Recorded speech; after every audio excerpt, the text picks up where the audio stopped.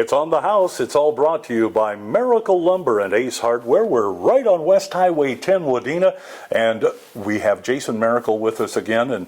And Jason, with colder weather here, let's talk about how we can make our house more fuel efficient, more heat efficient, to stay a little cozier this winter. So let's talk about insulation.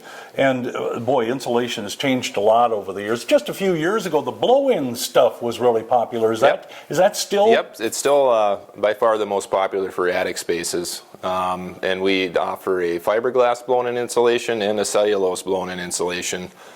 The main difference between that is the fiberglass has less of a tendency to settle on you, and it'll handle moisture a little better too. It's a little bit more money typically than the cellulose.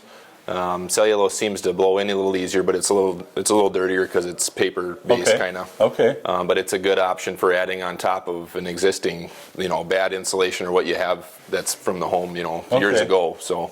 And this is pretty easy to do, isn't it? The blow-in insulation. Yeah, you can definitely do it on your own, and if you can't, we can put you in touch with a good person that's done a lot of insulating. But we have the blowers here. You can just bring in your dimensions, tell us what you want for an R value.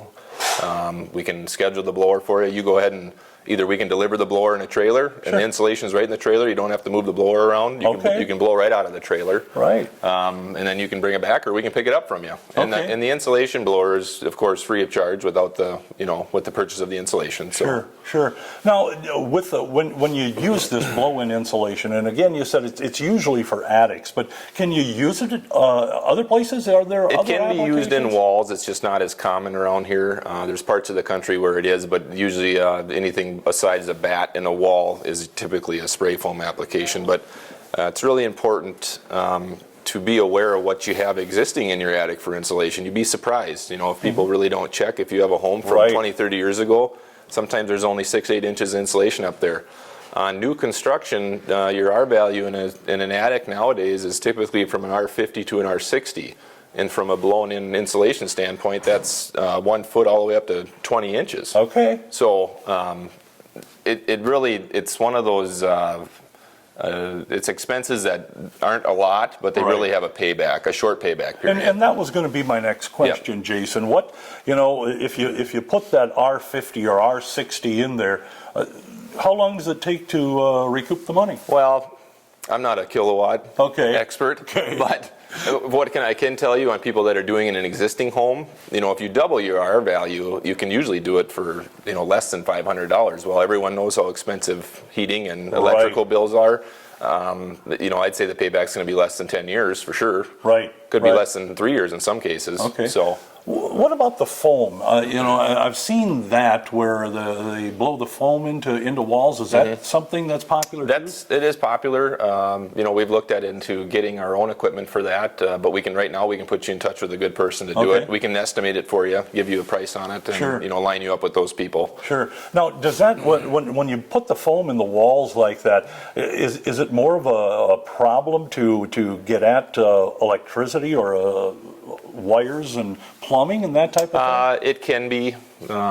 It's a lot more difficult than just pulling out a bat of insulation and you see the stud cavity. But it's definitely doable. It's not like it dries to cement. I mean, you can cut it. So another couple areas in your house you'd probably want to check is your rim joist in between your basement and your main floor. Sure.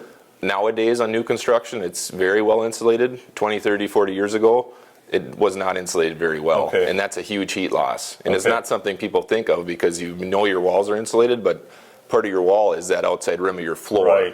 So you can get in there with bats, or you can have that sprayed as well. And then, of course, around windows and doors. I mean, that's a big thing, and that can be as simple as caulking or, spray foam around the windows and doors.